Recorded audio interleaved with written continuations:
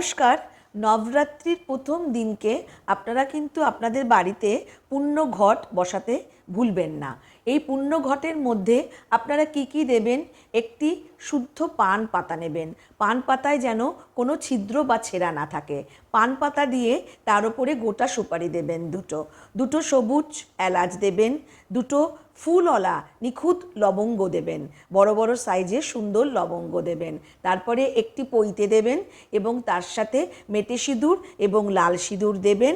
দিয়ে আপনারা ঘটের ওপরের অংশ তৈরি করবেন।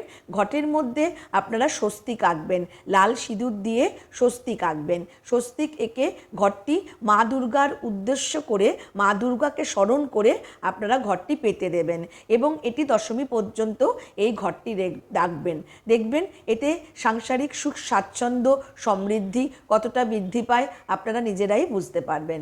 নমস্কার।